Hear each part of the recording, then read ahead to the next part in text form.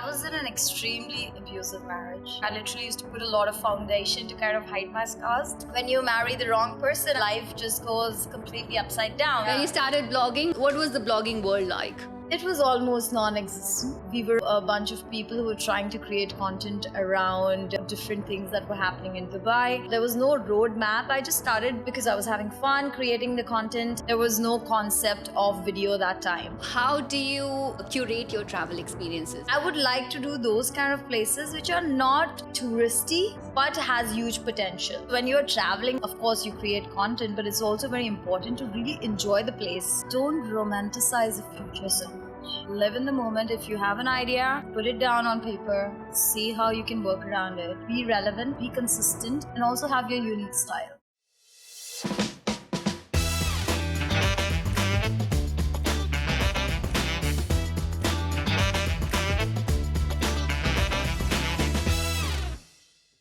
Welcome to Women of Wonder by Reema Mahajan, or Wow Women as we lovingly call it. This is our initiative to bring to you stories of empowered and ambitious women so that we can all take inspiration from them. My guest today is a celebrity in herself. She has more than 1 million followers across her social media channels. She's a lifestyle content creator covering fashion, travel, and everything about our daily lifestyles. She also runs a digital magazine which covers fashion and lifestyle. She's none other than Deepti. Welcome to the show, Deepti. Thank you so much. Thanks for having me. It's our pleasure to host you here today. You're doing a wonderful job, so it's my pleasure for sure. Thank you so much for the kind words. And we'd love to know more about your journey today, Sure. Deepti, and take some inspiration, because what you do, a lot of other women want to do it, Absolutely. isn't it? Yeah. So how did it start back in 2011, 2012? 2012, yeah. When you started blogging, what was the blogging world like? It was almost non-existent. We were a bunch of people who were trying to create content around, different things that were happening in Dubai. I started it as a blog. I used to write like 200 to 400 words, kind of short stories, which I used to push it through a WordPress account. And then Facebook, of course, I used to push content through Facebook because Instagram was relatively new. It, in fact, I think launched towards the end of 2012, and that's when I got on Instagram. And it just got popular from there. So I didn't think of it that, what was my goal, if you ask me that time. There wasn't a huge goal or there was no roadmap. I just started because I was having fun creating the content. And after my kid was born in 2012, I thought, why not record his journey and kind of help other mothers too, So I started it as a blog called Nirvan Smiles, and then later moved it to Jive with Deepti because content was then not just restricted to kids, but it was also about other categories. When you started Instagram, your blog was born before Instagram was born in a way, isn't it? Yeah, and when you launched on Instagram, there were no role models. Now we can take inspiration from reels coming up. Thousands of how them, how right? did it happen in those days? Like you said, there were no role models for sure. We were all experimenting, and it was more about having some nice pictures with short content which people would quickly read through. I mean, then also it was not about very long stories on Instagram. It was short stories, but it was just the fun way of presenting it pictorially. Pictures were the key. There was no concept of video that time, so there was no role model, but everyone was trying to create their own unique style, and I think that's what worked for all the people who were there. And it was recognized, like in 2013, I got awarded by, one of the known magazines of UAE. So it was kind of, it gave me that motivation that it's working. I'm doing something right. So let's continue the journey. Yes. And you do a lot of travel blogging, isn't it? So how do you curate your travel experiences when you plan? Sure. So travel is something which everybody loves, right? And it kind of, for me, it gives me the inspiration that whatever work that I put in together, I think a lot of it comes from travel. So if I'm creating my own trip, I of course figure out firstly the hidden joints, the hidden places. Like, for example, you go to Austria and probably you would go to Salzburg and Vienna. You wouldn't go to Innsbruck, Right. So I would like to do those kind of places which are not very, very touristy, Right. but has huge potential. Great. So I try to focus a lot on that. Like I went to Slovakia last December, and now Slovakia, okay, people know Slovakia exists, but people didn't really know about the Trinawa region, which was all about spas and the beauty around hiking and things like that. So it's always nice to kind of go to unique places which are not very, very touristy. So you've probably done 1,000 trips by now, Jipti. Like, I'm sure Yeah. getting closer to that number somewhere. Yeah. Which has been your favorite travel destination so far? A trip you really cherish? Oh wow, that's so I'm sure there are tough. many, but let's pick one or two of your favorite I ones. mean, I would say as a spa trip, I really enjoyed Slovakia. Okay. It was a beautiful spa destination where I think there's a huge potential. They should be like pushing it through, Right. through their content. And so for wellness perspective, that was Yeah. really good. And I visit a lot of wellness retreats, and that I really enjoy. Like I did a recent one at the Life Co in Antalya, Okay. which was at a beautiful setting. So that was beautiful. But my favorite place would be Himalayas, and Rishikesh is very close to my heart. And I keep going there. I spend a lot of time. In fact, during COVID, I spent a couple of months there, and I did my yoga teacher training course there. Okay. So I became a professional yoga teacher during COVID. And Brilliant. started practicing that for myself. And I also teach, I started teaching a lot of old people and kids in the start. And now, of course, I practice it and I do some little bit of classes here and there. But yeah, but the main focus is I try to create content around it. And wellness trips is also something that I organize, like wellness retreats. Right. So yeah, so I was thinking, in fact, since we are on this platform, maybe we can create something for you guys. Absolutely. Look out for it. Might come on very, very soon. Brilliant. So when you travel, Yeah. do you have a clear plan of action that these are the 5 reels I'm going to get done? Do you shoot yourself or do yeah. you take a team with you? No. And how does So- the whole content creation while traveling and enjoying the place happen? Sure. So, no, I'm not usually taking a team with me for travel because it's more like very, it's like you're enjoying your moment and you're kind of creating content around it. So, when you're traveling, of course, you create content, but it's also very important to really enjoy the place. So I kind of, in a day, I would say keep 2 hours aside for shooting, and the rest of the time, I'm really exploring the place, Right. checking out things and not just shooting the whole day. That's not me. I Right. don't do that. So I create, those timings. Okay, let's shoot a little bit in the morning, in the afternoon, in the evening, and that's it. So it's mostly self-creation, or I collaborate with a lot of photographers and videographers locally. Right. Sometimes also reach out to tourism boards who kind of help me with that kind of content. So yeah, that's the simple process. But the whole idea, and I would like to tell everyone that whenever you're traveling, of course, we want to create content, Yes. show the beautiful side of the world. Brilliant. And in addition to travel, Deepti, you also blog a lot about fashion. Sure. Isn't it? I have a close connection with fashion because when I came to Dubai in 2007, I came here. I joined a media agency, and post that I joined Altair Group, which is one of the biggest companies when it comes to fashion, luxury fashion brands. And I Right. was managing the media for them for all the brands like Harvey Nichols, Armani, Gucci, etc. I did the launch of Bloomingdale's Dubai Right. from the media perspective. So I always had a very close connect with fashion. Also, I used to look up to my boss. Her name is Karima. She still lives in Dubai. And she was very, she had a very, very distinct style of fashion. And she used to really inspire me.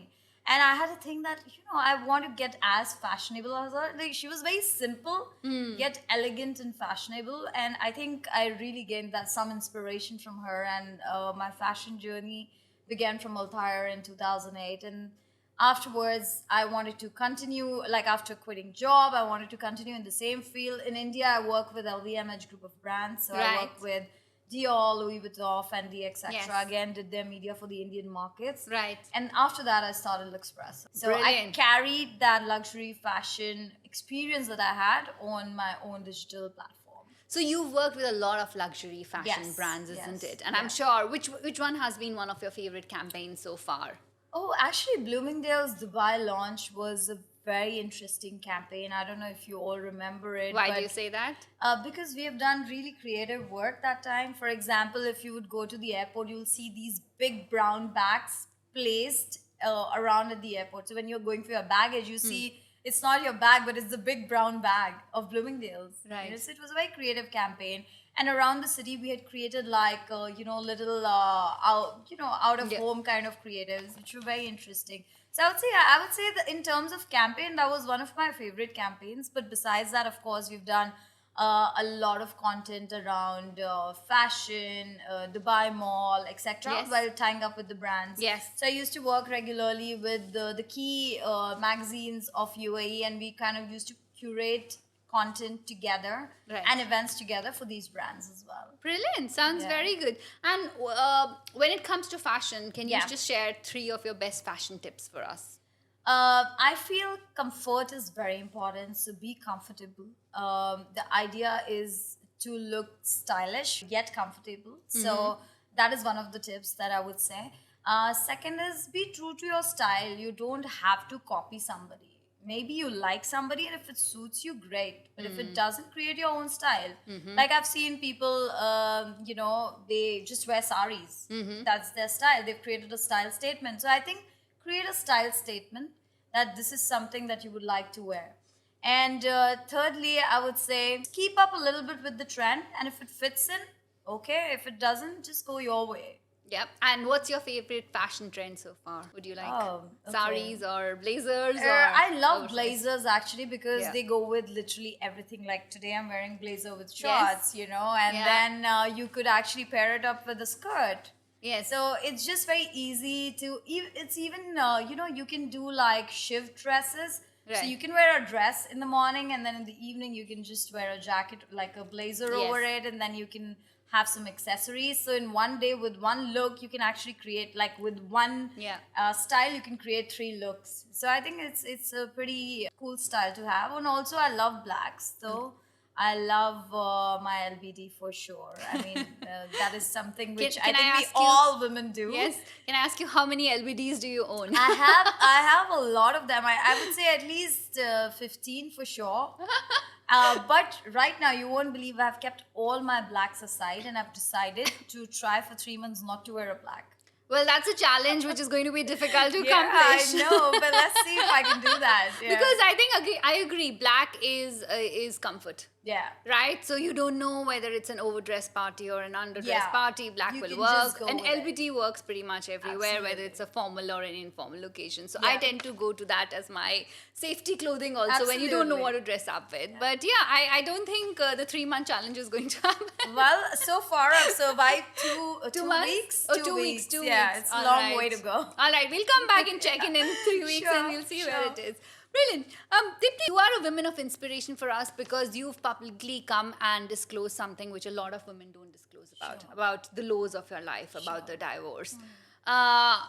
Tell us more about it. I want to share your journey as an inspiration to a lot of women watching this because it's not easy to come in the open and say what you said, right? So I was in an extremely abusive marriage.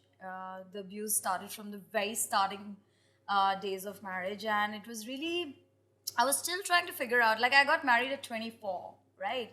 And That's you're very just out young, of right? college, you've just started working, and then you get, you get married because there's this pressure about getting married.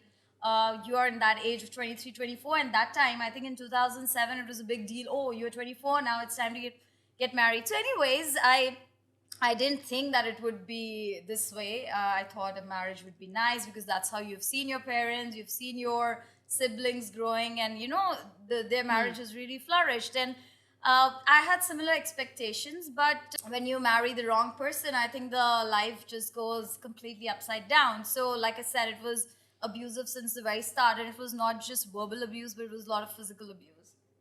So I used to have scars. I used to have, red, blue eyes. I literally used to put a lot of foundation to kind of hide my scars. So first I thought, maybe I am wrong. Let's do something this way.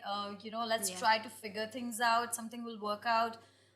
You take the person to a psychiatrist to see what's going wrong. You do vipassana. Yeah. You do yoga, meditation, everything possible so that the person kind of, at least fixes a little bit. Yes.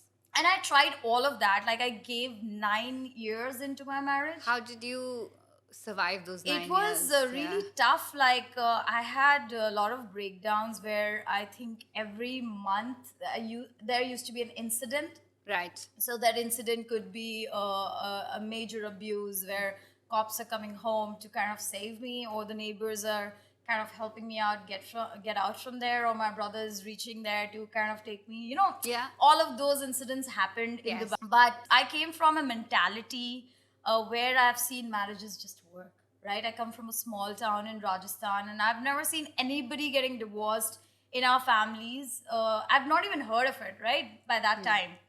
And I would say I was the first one who actually took a step like that. Although my parents were always supportive from the start, when they got to know what is happening, they were like, you know what, you don't have to, just leave, it's okay. But I was like, no, I want to make my marriage work. What after this? And I think we all fear that what after this? Yeah. Because if your marriage doesn't work, you're already called, you've failed in life. Yeah. And most of us have been called out, oh, yeah, she couldn't even Make her it work. marriage also Yeah. couldn't work. What would she do? How would she manage other things? And that was the conditioning that we are all grown up with, right? That's how we are being taught. And so it was really tough for me to take this decision to get out of this marriage. But I reached, after those 8.5 years or something, I reached a saturation point where I was like, if I live any further, I'm going to go complete mad, complete crazy. And if I get out, there could be a life ahead which could be really beautiful. It would have a lot of struggles. And of course, you have to find courage. And sometimes you find courage in the most unlikely situation. I have no idea that how I found the courage when he told me that weekend that if I see you today, I'm going to, bash you up. And I was like, you know what? Why am I waiting for this weekend to end? Why can't I just leave? Because he's already told me this. And why And you should don't I? deserve it. Yeah, I mean, I took it for 9 years, and that was like itself was a stupidity. But like I said, I didn't want to regret later that I didn't put in all the efforts possible. Today, I can proudly say that I tried everything possible for it to work, but it was not me. Some people are, the characteristics of a person cannot change no matter how hard you try, right? And that was the situation. And then since then, so when I decided to leave, I left in 2017 with my child, and then he filed a case in Dubai that I've taken the child away, although he was the one who told us, like, just get out, otherwise I'm going to bash you up. So anyways, all that happened. So yeah, I had a case running in Dubai for many years, which finally got over around COVID time. And I won the custody of the child here. And there's a case that's going on in India, wherein, again, it's the same custody situation. So yeah, I feel it's very important to realize that it's not working. And I think you don't have to put 9 years the way I have put. Probably 1 or 2 years or 3 years could be enough to kind of, realize that, no, this is not good. And abuse is something you cannot accept. I mean, it's like, so in my situation, I was always told after getting abused, see, you did this mistake. Yes. Right? And this is what you deserve. And I used to tell myself, really, like, okay, let me try something different next time. But even on that different, there would be something else. So it was just a long extension of whatever was happening. So it's interesting how the society gets judgmental, Yeah, right? That the marriage is not working because the woman of the house is not cooperating, or it's her responsibility to make the marriage work. Yeah. Making a marriage work is as much the men of the family's responsibility than the women in the family. I was isn't told, it? oh, just because now you work as well, you're so busy in your life, you're not paying attention to your husband. Like, really? In fact, even today, I pay equal attention to my child as a single parent, as much as I think I was doing that time for his parents and him and everything. But you are always being judged on what you wear, on where you work. If you're successful, that means you're not taking care of your family. But these are just like, who are these people who are deciding this for you? Hiding behind a computer. Yeah, seriously, come down on the ground. Exactly. Come and face it. It's always the people who are hiding invisible behind computers and trolling you for what you are. If you are in my shoes, you would know that I did everything possible to make it work. And then that's it. You have to So it's very important that you don't judge people like that. Just because everything looks great on the surface, of course, Instagram shows you the beautiful part of the world, right? It doesn't show a lot of our lows, you know. I still don't have the courage to like cry on Instagram. I see that people are like crying and posting, but I don't have the Yeah. courage to do that because I still feel my personal life, okay, I need to deal with it in a different way.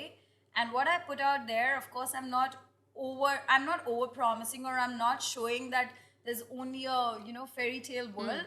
So of course you're a single parent, you need to juggle, you need to shuffle, you have to do things around, and that's the reality of life. So accept it, move on from there, and build something so substantial that this would not kind of take over your mind, Yeah. you know. Brilliant. And how did your son take it? What was the support system? My family was really supportive. In fact, I think my father was telling me for many years to leave him, wherein they come from a really small town, you know. So, like I said, nobody in the family has ever seen a divorce coming through, or, you know, the amount of courts that I go to. And but one thing that I made sure that I don't want my family to get involved in the courts bit. So I was managing all the courts. It's massive courts that you have to, you know, go through. Then there's child welfare committee who's kind of questioning you. Yes. That you know, are you taking care of your child? You know, things like that, because Yes. you've always been the other party will always put certain thoughts in people's mind that, oh, she's not a good mother, oh, she's just so, look at her, she's so glam. Yeah, but behind glam is my work maybe, but that doesn't mean I'm not a good mother. Yes. You know what I mean? And we all have kids, and we are still doing this, right? Because we are independent women, right? Yeah, and I think as women we can be as glam, but we are at the end of the day we go back to our kids, and then you are as motherly as you can be, right? Absolutely. And I think we come from Indian culture, and nobody better than us understand the value of family and the culture. Yeah. You know, so I think we are still, even we are in Dubai, but we are still making sure that we are continuing our you know, whatever values that we have gotten since our childhood. I think we are pretty much, you know, following that. It's just a very you don't have to really work around it. It just comes very instantly, very automatically. Yeah. Deepti, honestly, talking to you, you're a woman of inspiration, because what you've come out and talked about, a lot of women do not have the courage. So, what message would you want to give to that woman who's going through abuse right now, probably, but doesn't have the courage to walk out of the house for 9 years like you didn't have, or didn't Sure. want to, or you still wanted to make it work at certain Sure. levels? So I would say that I know that you would want it to work, and all of us would want that it works. But if it's beyond a point where you cannot take it, when you know that the person is just misusing the power, when you think that he's never going to change, it's just those unreal promises that they say that, okay, I will change one day, it's not going to happen. So if he has raised a hand, or if he has done any kind of verbal abuse, whether it's physical, verbal, any sort, abuse is abuse. It's not just because you've been slapped, that's called abuse. Abuse in any form, mental abuse is bigger in our country, Yes, in India, yes. or even here. Like, mental abuse is bigger than physical abuse. Don't just take it. Like, step out, get help. Yeah. You have very good help in terms of, you have a system in place, you have family, you have friends, you can go to cops, you can just, you know, go for help even to your neighbor. But don't just stay in those four walls and wait for some miracle to happen, because it doesn't happen. Of course, see the counselors if you think counselors could help. Like, do those little things which you think you could, you know, help to save your marriage. But beyond a point, I think you cannot do anything. Yes. So, yeah, take a step. Don't take abuse. You don't deserve it. And I mean, look, I'm an example that even after whatever has happened, I'm doing well in life, and we all fairly do well in life. Yeah. Right? That's great. I think for every woman watching this show, if there is one message that you want to take away today, take that inspiration of self-respect. You do not deserve abuse. Yeah. And this is what I would like to tell everybody. Self-care, self-respect is the most important thing. And then the happiness can be found in the world. Without that, there is nothing. So don't take that. Lovely. It's been lovely getting to know you, Deepti. So I'll move on to a lighter Yeah. topic. This is the next round. We have a hamper here that you see. Okay. This hamper is That looks fancy. Yes, it is fancy. It's lovely. It's made direct dil se because it's wow. made by entrepreneurs from our community. So you know the Lovely. women at IWD, so to Sure. say. But you can't get it like that, you know. So you have to Aw. win it. Okay. So It's we the have KJ way. Yes, it's been not copying Karan Johar. We are copying it officially, the idea. Thanks to Karan Johar for the idea. So, but this is IWD hamper. Lovely, We lovely. call it the empowered and ambitious hamper, and Okay. this is just to get to know the lighter side of you. Okay, sure. So I have some questions. do it. Short answers, direct. Is it a rapid fire? It's a rapid fire. Okay. We'll go quickly. Yeah, like All right, this. fine. Okay. Let's do so, it. if you could travel to any place in the world right now, where would it be and why? I want to go to South America because it's beautiful. Argentina, Chile, all these places. They really, really, I really look at them and I'm like, when am I going to go there? If you could relive one day of your life, what day would it be? I really want to go back to 23 when I was 23 and restart my life in a different way. Well, hopefully we'll make a time machine one day. What's the most But I'm doing that at 40. I'm turning 40 this year, so 40 and glamorous? There we go. We're the 40s club, so good. What's the most memorable or funny thing that happened to you while traveling? Oh, I'm so when I was in Malta, I met this really old man sitting alone at a nice coffee shop, with a beautiful view, and I had the most funny conversation with him where I was like, "Why don't you have anybody with you right now? You know, you look like well settled, a lot of money, etc." He's like, "You know what? I enjoy my peace." And then we had this long conversation where we became friends and we had a drink together. So that was a fun part. What's the most challenging or rewarding thing that happened to you while working as a content creator or influencer? And now you're an entrepreneur too. Sure. The most rewarding thing would be that, of course, I got appreciated for the work that I've done, and that itself is very rewarding. And when I shared a little bit of my personal story as well, I had tons of DMs of women who were going through abuse, and they just wanted to talk to me on the phone. So actually, I spoke to those 20 women on the phone and I just tried to understand what they're going through and then suggested what is best for them. So I think that was very rewarding in the sense that I was happy that I could help out those 20 people.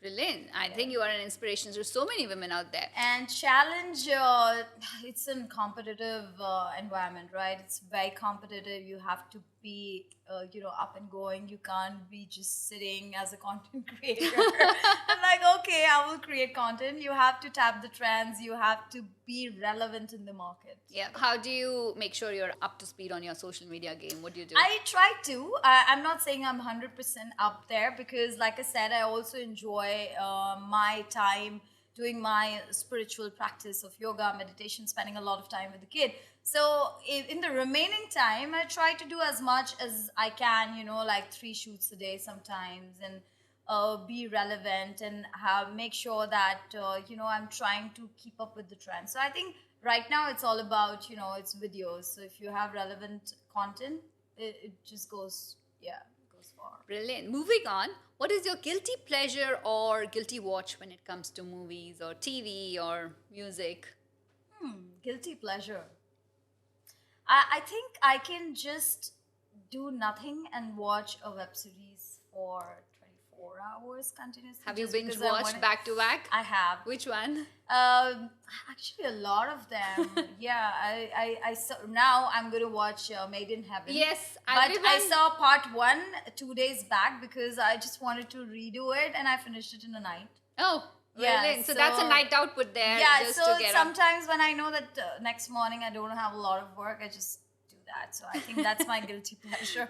Brilliant. What is your favorite genre of movies, TV shows, or music? What do you love? I'm not into TV shows, to be very honest. I love Bollywood. I can't deny that. I love Bollywood, and also I like to watch a lot of spy action kind of movies. Who's the favorite superhero out there? Okay, so right now I really loved Mission Impossible too. I Okay. think it was really good, and he looks so amazing. Even I don't. He's just 60 something, or I don't know. I'm just But he Yes. is brilliant. So I would say right now that's one of the films that I really loved. It was Brilliant. brilliant. He is Yeah. brilliant. I Yeah, mean, no denying yeah. the fact, right? All girls. And when I was deliveries. in Austria, when I was in Innsbruck, and somebody told me, okay, that's where the shoot happened. And I was at the Right. mountains. I was like, wow, this is from the film. Brilliant. Which is your least favorite food or cuisine, and how do you avoid it? Least favorite. I don't like fried stuff at all. No. No, so cheese balls and spring roll. Anything fried is not for me. Are you very health conscious? Are you I'm a very- vegetarian. Okay. Yeah, I do detox from time to time, and since I'm a pure vegetarian, so I don't do those chola bhaturas a lot. I try to pav bhaji chola bhatura Yeah. is like delicacy for me. Right. So yeah, sometimes because of work you have to go out a lot and you eat out, but I try Yes. to maintain the portion size in that case. But Okay. I wouldn't say I'm very health conscious, but I'm healthy in terms of my choices. So and I are like you- to eat clean food a lot more. So, in addition to clean food, are you a fitness freak? A I gym am. person? Or? No, I'm more into yoga. Okay. So I practice yoga every day. Mm-hmm. That's something that I don't miss out on. Okay. And that now that you're a yoga teacher, you just. Yeah, pretty much- so what I do is I do yoga in the morning, and in the evening I go for strength training, maybe to the gym, or I do Pilates. Brilliant. And the last question is, what's the best tip or advice you would like to give to anyone who wants to be an influencer or a content creator or an entrepreneur like you? Sure. So I would say first, don't romanticize the future so much. Okay.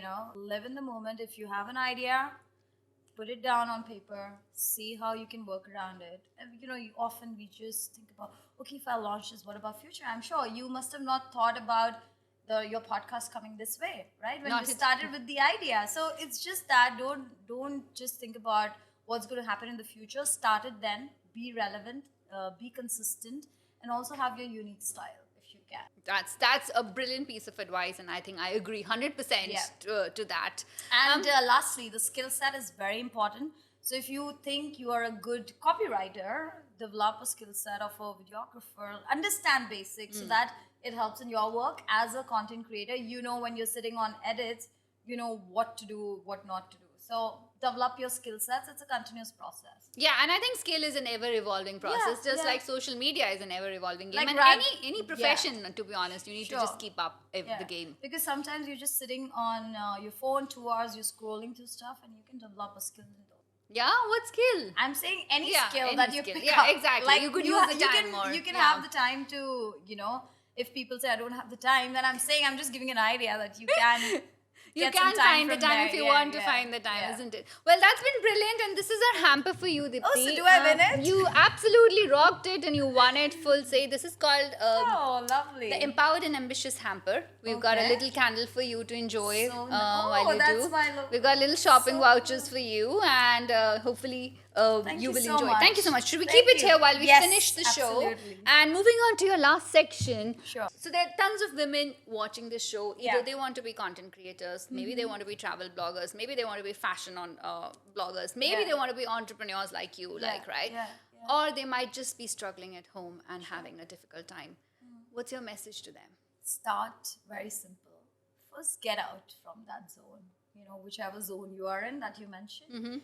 Get out of that zone, and when you step out from that energy level and kind of work on the energy that's really calling. So, for example, if it's your calling to start something new, or it's your calling to get out of a relationship, or if it's your calling to be a content creator, whatever it is, just take one step and get from this last zone to the new energy zone. And I think that would shift your whole perspective. And this has worked for me. That's brilliant piece of advice. It's been lovely getting to know you more. Thank you so much. It's been lovely chatting with Deepti, and I think I got to know a side of you which I did not know initially before. Just social media doesn't tell you everything about a person, and she's a lovely person. If you like this podcast, please do follow us, subscribe to our channel, and we'll be back very soon with another woman of substance, another empowered woman telling her story and sharing inspiration with you. With that,